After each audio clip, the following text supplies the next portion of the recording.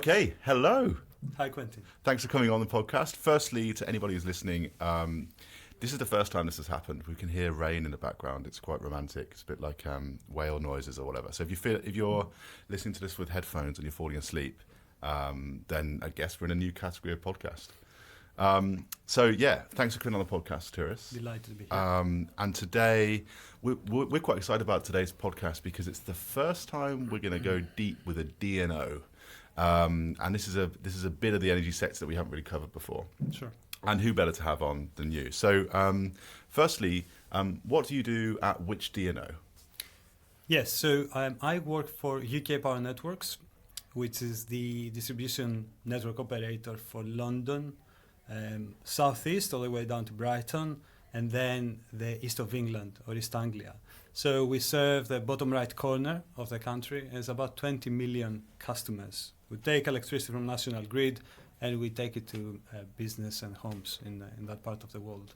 And so the James Johnson of Piccolo always says the motorways are the national grid, the big high voltage up to 400 kilovolt system, and then the A roads and B roads, the smaller roads, are the distribution network, and that's what you guys look after. So absolutely loads of substations, lots of cables in the ground and some overhead lines, lots of assets to manage and make sure that they keep running so we can use the power that we need in our homes and businesses. Yes, that's it. So some of them are on the top is a small transformer or a small grey box on top of a wooden pole.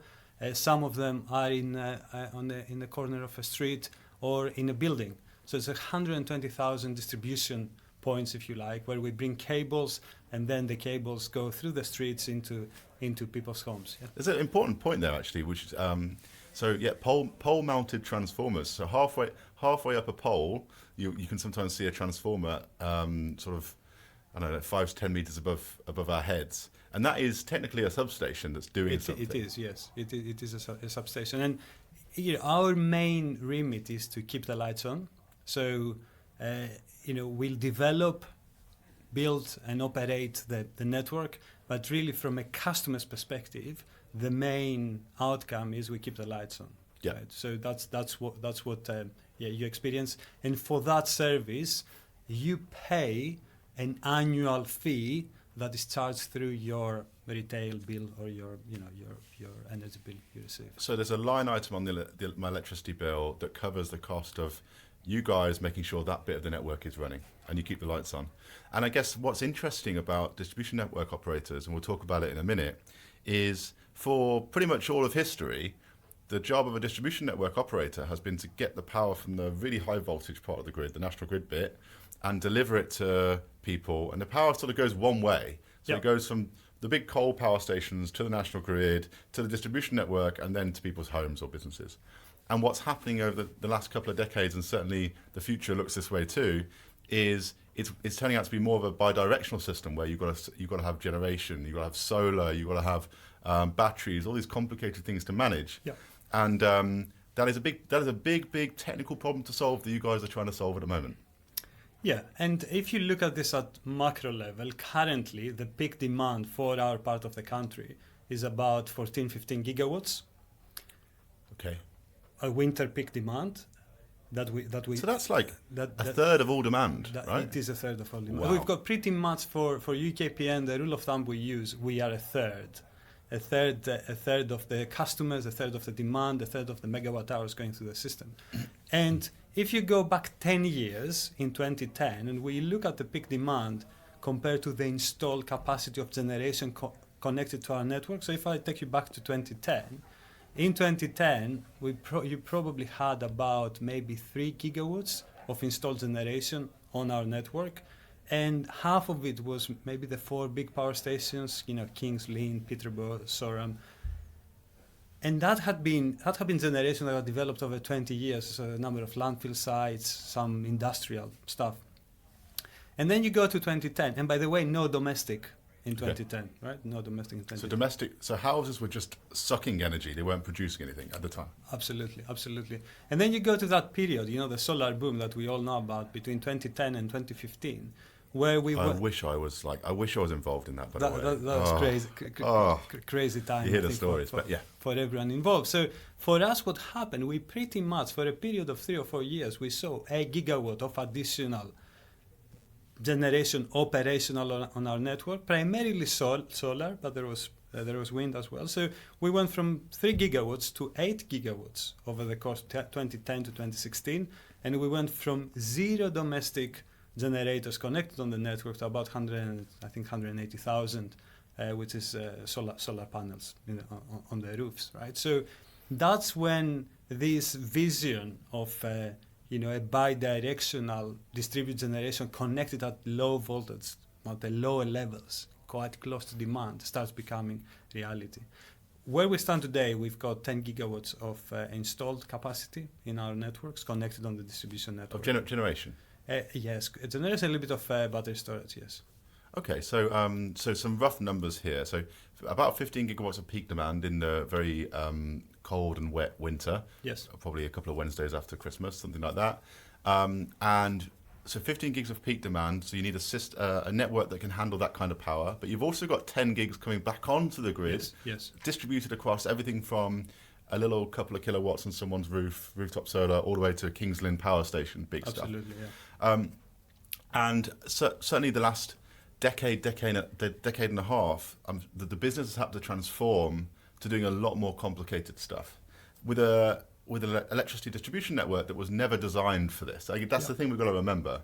DNOs get a lot of, to be frank, DNOs get a lot of stick for being slow, right? And we've got to remember that the reason why a lot of this is taking the time that it does is because A, we've got to keep the lights on, and B, we're trying to fudge a system that was never designed for this. Yeah. And you've got to understand, we operate national critical infrastructure, which for very good reasons has lots of rules and regulations around it. Mm-hmm. And all of those rules and regulations probably take you back to a mistake, or in the case of safety and an accident. So they were there for a good purpose.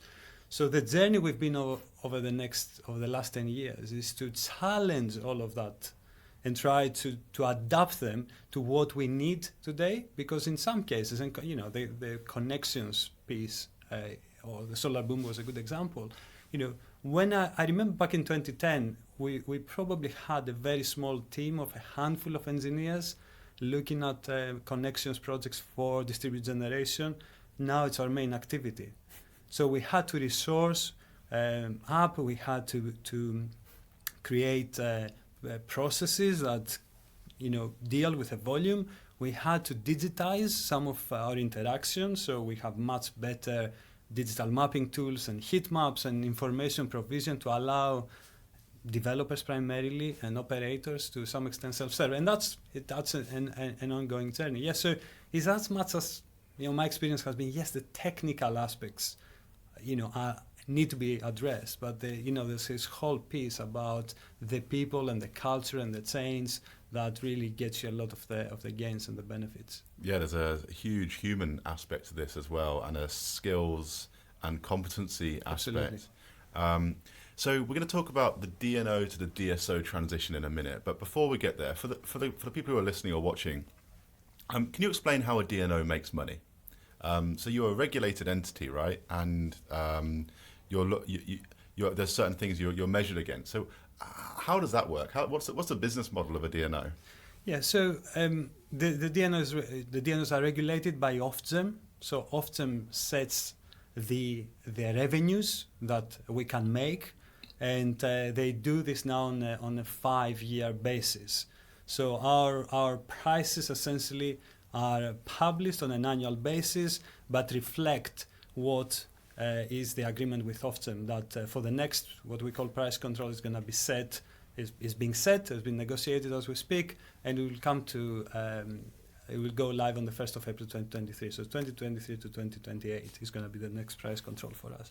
So essentially what happens, there is a charge that is being recovered from houses, and so an average for the UKPN area is £90 per annum for the use of distribution networks. So you and I, if you live in the UKPN area, certainly I do. So £90 of my energy bill is going towards my DNO to keep those wires running. Absolutely. This is being recovered through the retailer, the supplier from you, and then we charge the suppliers for the use of the system. So people refer to the distribution use of system, or the DNOs. So this is what it is. Is the charge you pay to use the system to transport essentially your energy from point to point. So my supplier, so whether that's, I don't know, British Gas or whatever, Octopus, recovers that money from me and my electricity bill. Correct. And then they pass it on to the DNO. And depending on where you are in the country, you have a different DNO. So if you're in the southeast, the money might go to UKPN, or if you're in the west, it might be Western Power Distribution, and some other names that people will know. All right. Yeah. And the price, the amount of money you can charge for that stuff is settled by Ofgem. Yeah, so it's a regulated tariff that has been pre-agreed, if you like, with Ofgem. Okay. So let's talk about the DSO thing. What is that, and what needs to happen to get there? Yeah. Or actually, does UKPN consider itself a DSO already? So let's define it first. So I can talk about, actually at UKPN we are in the process, and that's most of my day job these days, of setting up the DSO as a separate company within the UKPN group. So come 1st of April 2023, we're going to have an entity which is going to be the DSO, and that's where we're going to carry out all our DSO activity from. Okay, let's just, what's a DNO and what's a DSO? Let's do that first. Okay, taking a step back, historically, and electricity infrastructure has been around for 150 years or so, but historically, the business of an electricity distributor is to provide capacity where it's needed. So if you have a new business and you need the capacity, we have a legal duty to provide you a connection, and that means that you can use the capacity on the network. And up to very recently, that capacity has been almost all the time being provided by infrastructure, which is through cables and transformers and all this electrical. So equipment. Build more stuff, right? Build more stuff. cables, put more overhead lines in, more transformers. Let's just get everyone connected and put more copper in the system. Absolutely. Now that we are in a world where, as I mentioned, we've got 10 gigawatts of installed generation that can flex. So some of it is flexible generation. And we are also in a world where we are seeing more flexible demand coming onto the system, things like electric vehicles, for example. There is a new opportunity that's opening up for us in the context of flexibility, where by flexing some of that generation up and down, we can create capacity on the network. When we say flexing up and down, what's an example of that? An example would be an electric vehicle where we would enter into a commercial agreement through a third party, through an aggregator or retailer with a bunch of customers. And as part of a commercial agreement, the customers would be incentivized to not charge at specific times that if they contribute to a grid constraint, or would mean that we are getting the capacity of the network, typically on a winter peak. So that would be an example. Another example would be a battery contracting to import or export at specific times, and or a gas peaker would fall under the same category. So it's a step change in thinking, which is saying to get more capacity on the network rather than building more stuff. Let's take what we've already got, and it might be that substation X. So we're in Euston in London here, right? So there might be a substation in Euston. There's probably not much capacity there, right? But let's say, for example, substation Euston, evening tea time, when 7 p.m. in winter, it's at full capacity. But overnight, it might have only 20% capacity. And the idea is, instead of putting more copper in and more transformers, you can say, let's use that existing infrastructure, but shift the way that people use it and encourage them to do it. Is that right? Absolutely, yeah. So you are looking at flexibility as an additional toolkit, basically, and you are trying to use that flexibility to see how you can maximize the utilization, as you said, of the existing network and the capacity. So this is probably the most fundamental. When we talk about the DNO and DSO, in my mind, this is the most fundamental shift, because it's a very different way of thinking. It has a very different profile. It involves something you can see. Traditionally, historically, the DNO has been in control of the assets that uses to meet its needs, while now you are entering into commercial contracts with third parties that you have no control of. They might not be as mature as you are used to, and there's a whole bunch of uncertainties around whether, how reliable they are. So it's a much different proposition, but the fundamental thing is that it can be a lower cost proposition, and I think that's really what is driving this debate. Certainly from a UKPM perspective, what's in it for the customers is that a combination of infrastructure and flexibility at the end of the day might be a lower cost pathway to a more electrified system rather than just the infrastructure, right?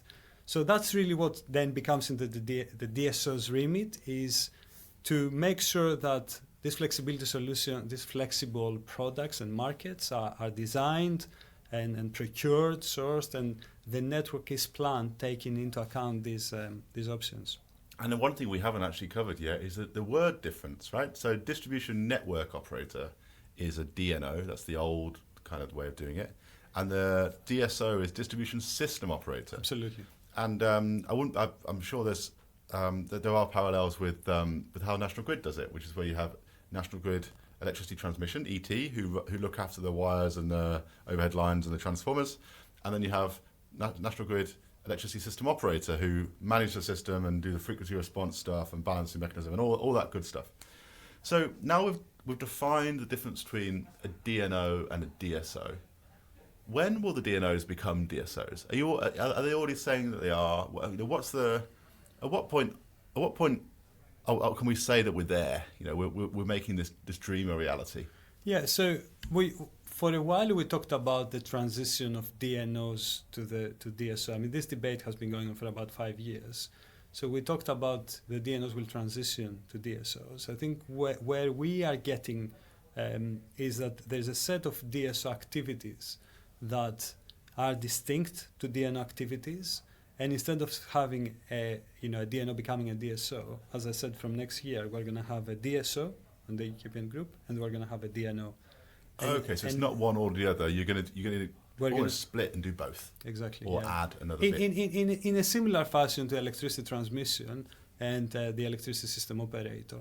So in the DSO part of the business, you will have things like future energy scenarios. You'll have things like forecasting of what capacity is required where, and all the necessary data that is supported, and publishing that data. You will have the optioneering around, do we use flexibility or do we use infrastructure? And you'll also have in the control room a bunch of people that their sole purpose is to make sure that if we have a flexibility contract, it's actually utilized. And all of these interactions between DNO, DSO, the electricity system operator are being managed. Okay, makes sense. So let's talk about technology for a second. So how are you actually doing it? We had Piccolo on the podcast. Piccolo, a company that that most people know pretty well, and really flew the flag, if you like, for DSO stuff and marketplaces in the first place. So shout out to them in general. But what kind of systems and technologies are you using to manage this? Piccolo is one of them, but what else are you guys using? Yeah, so Piccolo is the technology we use when it comes to flexibility procurement. So back in 2018, we were actually the first, I guess, adopters or co-developers of the Piccolo platform and the initial base trial. And essentially what we wanted to do is to say, okay, the flexibility, the way we need to buy flexibility is very different to the way we buy other type of stuff, transformers or pencils or whatever. So let's try to do something different. That's that collaboration with James, and that's where it's going. And we want to double down on flexibility platforms as part of our strategy, because we think it will give us the opportunity to essentially reduce the cost of participation, so increase participation, essentially, make it easier for providers, but also under the right conditions have a role in essentially coordinating some of those aspects of what is otherwise can be quite a fragmented space. So we use Piccolo on the market platform. Other areas of technology, we've done a lot of work lately with different types of analytics and data analytics, and the problems really we focused is how can we get better understanding of the utilization of the street level network, where generally we have limited data. So the street level network isn't sensorized. They've never needed to be. That's really the reason why isn't sensorized. The smart metering data access we have is quite limiting compared to being able to access. We can only get aggregate data, and the cost of actually just putting sensors out on the network is prohibitive.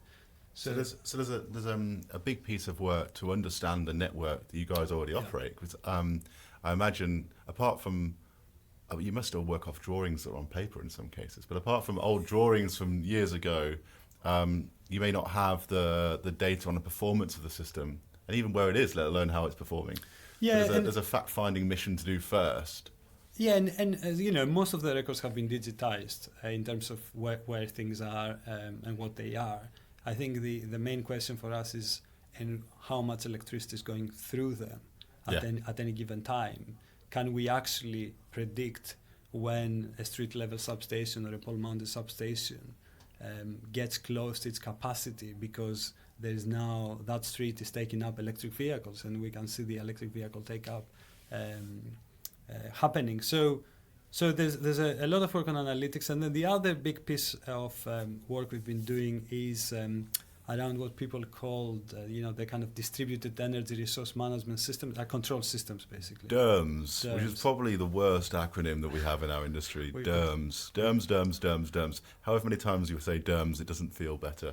But yeah, so DERMS. Yes, we've got lots of terrible acronyms. I'm trying really hard to not Distributed energy resource management systems. So okay, control systems, basically. Yeah. Right? It's got some sort of algorithm that looks at something and sends an action. We've used them to as an overlay on our traditional control systems to really look at the power flow on the network, and where we see flow approaching limits that we have set, then sending instructions to curtail specific generators we've signed up on essentially on a flexible basis or on a curtailable basis. So this stuff is the measurement, it's the alarms, it's the dispatch, it's the control, it's the switch on the generator, switch it off. It's the whole. It's almost the digital network that makes that stuff happen, right? Absolutely, and then I think a lot of this relies on having good and complete data.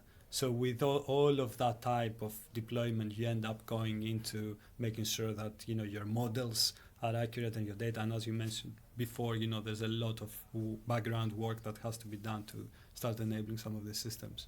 So I'm just thinking, we jumped over it at the beginning. So how big is UKPN in people? Like how many? 5,500 people. 5,500 people, and what proportion of those is out sort of in vans fixing stuff? The majority, I think. Is it? Right. Yeah. You're probably looking over, I think, 4,000 people, 4,500 people. So the majority of the company is out on a daily basis, making sure that the lights go back on as quickly as possible if they go out, or constructing something, or building something, or maintaining a piece of network.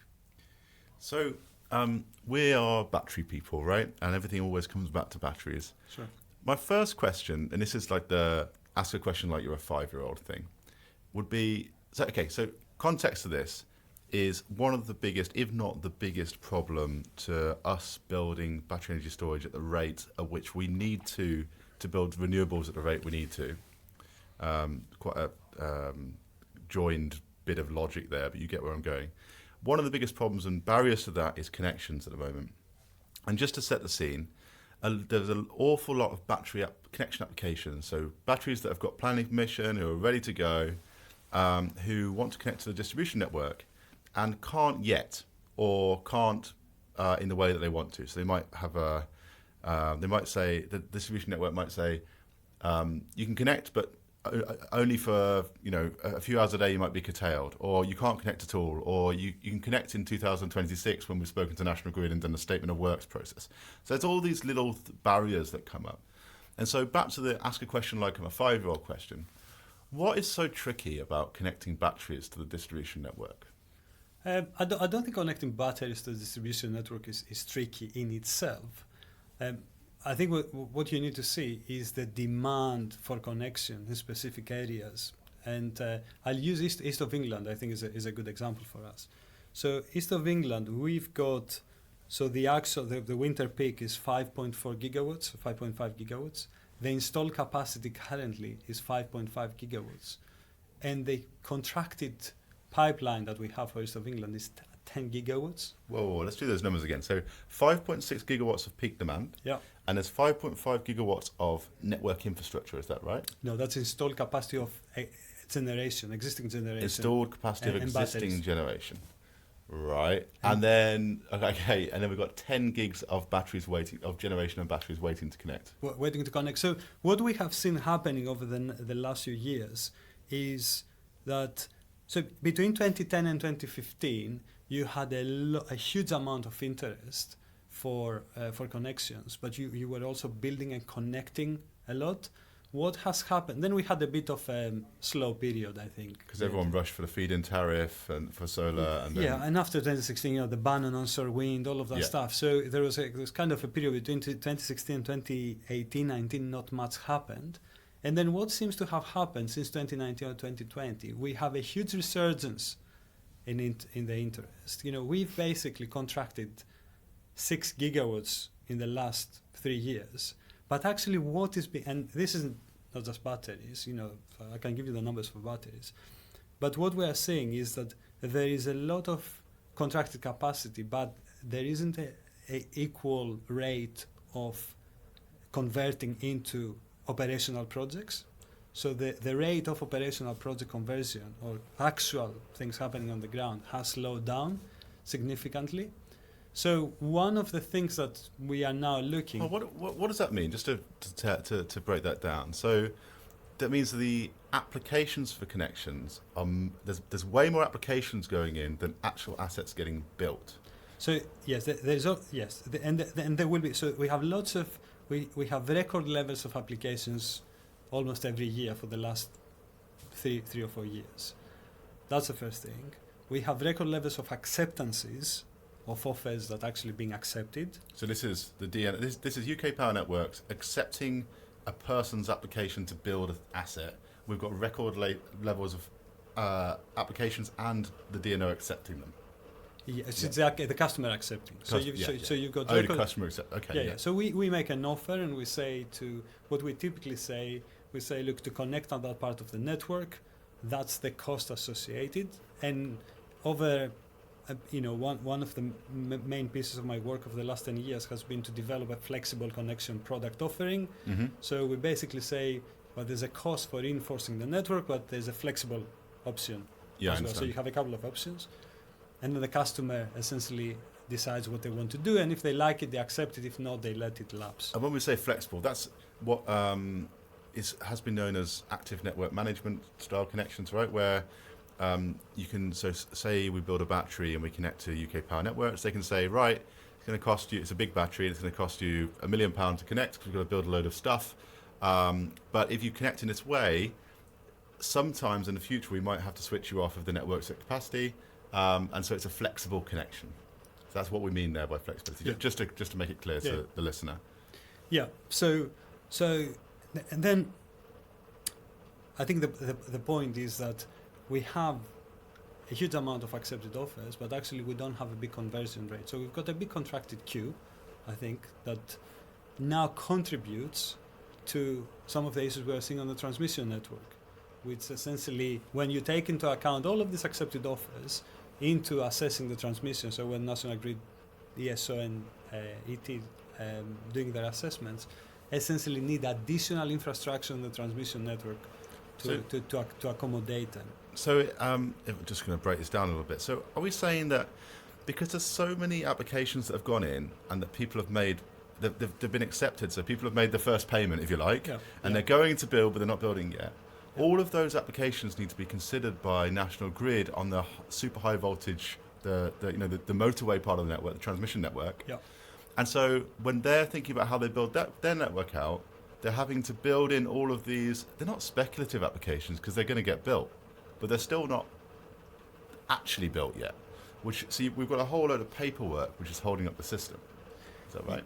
Yeah. So one of the things we are currently doing is we're trying to see what is a more pragmatic way of managing that queue effectively, right? Yeah. So if you have a planning permission and if you are ready to go, then you get a connection. Nothing is holding you back.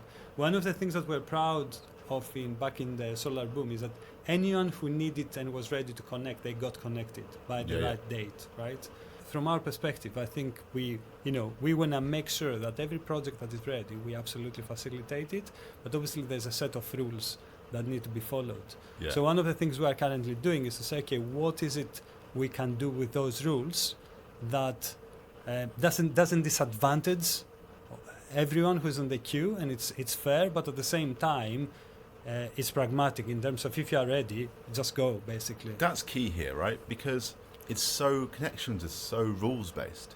You've got this first in, first out thing. So the first person in the queue gets looked at before the next person, and then you have this thing called interactivity and all these other rules based ways, which are rightly so because it's a regulated market, of making sure that anyone, whether you're Joe Blogs or whether you're a FTSE company, you get treated fairly and the same, regardless of how much money you've got, right? I think that's great as a system. What it does mean is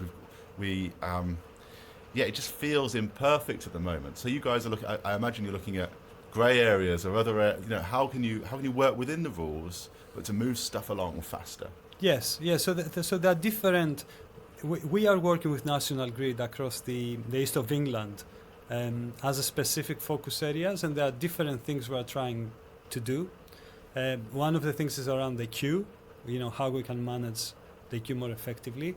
The other area that we are looking with regards now mostly on the transmission constraints is how we can perhaps have a set of operating envelopes, particularly for batteries, because we have a lot of batteries in those contracted positions on those queues, particularly with batteries, to make sure that the batteries can connect on the network but don't exacerbate the transmission constraints that National Grid might be concerned about. This is the thing, right? Because a battery, so you've got let's say most assets being built now are 2-hour systems, right? So you've got a two-hour we build a 50 megawatt 2-hour system and connect it to the grid, and we get a connection from UK Power Networks.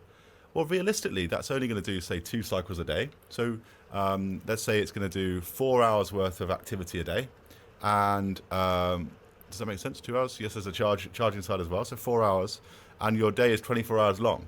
So only 1/6 of the time you're using that connection to its full capacity. The rest of the time, I know you've got frequency response and other things, but it just means these connections aren't being fully used to their capacity. And then, realistically, a battery makes money by buying cheap and selling high.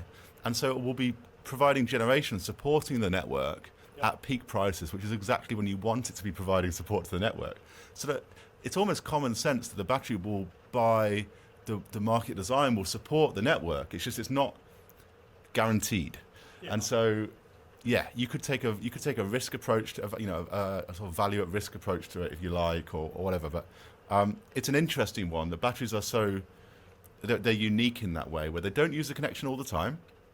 So they're paying for this big connection that they don't use all the time, and the market means that most of the time they'll be providing support to the network.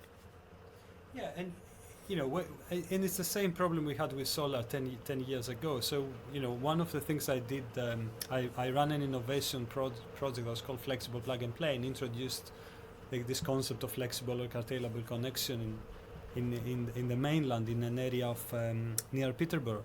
And when we started the project, people said nobody will ever accept a curtailable connection. It was an unheard thing. But then when you look at the solar, and you have a profile of the solar, and you look at the coincidence of a solar profile with a wind profile, you actually realize very quickly that they can use the same infrastructure at without necessarily even overlapping with each other. So, even the curtailment that you need to do is minimal, but what you've done is in a cable that is rated 10, you now have connected a 10 megawatt wind farm and a 10 megawatt solar farm for a capacity that previously was 10. So you've doubled the hosting capacity. So I think the same is happening with batteries as the battery market is maturing. The discussions we had with battery developers, say 3 years ago, where, I need plus or minus, import export 50 megawatts all the time, any time. And look, if that's what the customer wants, that's what we'll aim to deliver. You know what's driving that, right? It was because, and it still is the case, to get a firm frequency response, so FFR contracts with National Grid insisted that you had a firm connection that you could provide full response at all times.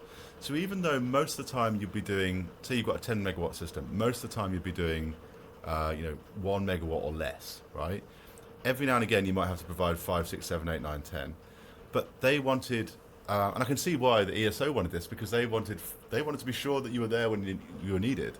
But it meant that you had all this margin of safety being built into the contracts and the connections that was completely out of kilter with what was happening in real life. Another thing you just mentioned there, so curtailable connections, one thing that bugs me, or I often think about, is there's a lot of curtailable connections, so down south, because of solar, right? Which essentially the DNO says, UK Power Networks and also Western Power Distribution say, you connect a battery to my DNO network, but in the middle of summer, when there's loads of solar on the grid, you can't generate. I just think that's no biggie, right? You lose a bit of frequency response revenue, but when there's loads of solar on, the prices are going to be low, and you're going to want to import anyway. It would be odd for a battery to be a generator at that time anyway. Exporting that time. So just a comment on that. Yeah. So and that's exactly that. And so the discussion with the battery developers and the work we are doing now as part of we call it the jargon is regional development program, which is a joint effort between us and National Grid to essentially accelerate connections in the east of England. And the discussions we're having there with the battery participants now are totally different discussions we were having 3 years ago. People are much more open of sharing data, and because I think they now understand much better, their business models and their operating profiles, and trying to essentially help collectively to find good solutions. So in the east of England, for example, we are looking at that exact type of window, rather than just give you a curtailment estimate that you will be curtailed at any time. We'll just say, look, there's going to be a bit of high import period here where you can't import, and it's going to be winter peak. Yeah. You don't want to import. You do not, yeah. And there's going to be a bit of high export on the solar peak, which you won't want to export either. And the plan is to have this window set on a fixed basis initially, and then move them as a day-ahead forecast. So we are hoping we are start issuing day-ahead forecasts, so the batteries can optimize access on the network in line with that. But then the lawyers get involved, right? And they're like, oh, well, if I don't have all the information up front, then how can I build a business case? You've got this massive risk against the business case. I get why they're doing it, and then the whole bloody project falls apart. Excuse my French. And these are all practical solutions we are trying to put in place, so some of these batteries can connect ahead of the transmission reinforcement in that region, because the transmission reinforcement dates are 2028, 2020, awesome. 2030. So day ahead curtailment profiles, you heard it here first. Let's do it. We've got time for one more question, and the rain is getting really loud. It's getting incredibly romantic in here. So what about the future of DNOs and DSOs? What's coming down the line, and what are you excited about? And this is a great example if you want to plug something that you guys are working on. Yeah, so over the last 10 years, we've done lots of innovation. We haven't talked about it, but UK Power Networks built a smart network storage, which was the Leighton Buzzard battery. We should put that on Modo podcast bingo. Yes. The foundations for. It's such a beautiful battery. Why is it on legs? Is it on some sort of? Is it flooding or someone? If It you wasn't. listen to this, you know the answer. There was a flooding risk. Yeah. Oh, what an incredible place! Flooding risk. So They don't build them like that anymore. we did lots of innovation. Flexible connections, flexibility services. The debate around the DSO has matured. Over the next 5 years, we see electrification of transport. So if you like, the main, I wouldn't call them the hot potatoes, but the main exciting areas for us is electrification of transport. How do we keep facilitating electrification without being a barrier, basically, to our customers? By the way, are you guys supplying HS2? Are you putting the substations in around Houston, I guess? Big job there. So there's lots of, so you have lots of demand, lots of infrastructure. You've got data centers on one hand, and then you have, the low carbon revolution with electrification of transport, and of course, as you know, batteries and renewables are going to continue. So for us, really, what we're setting up DSO. What we're trying to do is essentially put all of that, flexibility, data, technology, smart solutions at the heart of a distributor in its operation and deliver benefits. So the commitment we've set out in our business plan is, we think that over the course of the next 5 years, we can defer £400 million worth of infrastructure by using flexibility, and that's considerable. That's a big number in terms of £400 million worth of copper that doesn't need to be installed. So Yes. £400 million worth of overhead lines and cables and transformers. That instead of putting that stuff in the ground, we're going to use the system better. That sounds like a good result. Yes, and we're going to use the technology we have. We can use the customer and consumer flexibility that we have on the network. So that's really what we are excited about in terms of, of where we see things going. And so the final question is this DSO, the UKPN DSO. Will it be called UKPN DSO? It will be called. Will it have a yellow website like the ESO's website? That's the key I question. I can't promise What that. colour is it going to be? I can't promise that. And that's coming soon, right? Coming this year, next year, something like that? Q1 2023. Yeah, coming soon. Are you going to do a launch party? Can we come? We will organize something. Yeah, absolutely. Please make sure we get an invite. Absolutely. All right. Thanks so much for coming on the podcast. We'll see you soon. Thank you for having me. And if you're listening to this, please do hit subscribe. It means the world to us. All right. Thanks very much. Thank you.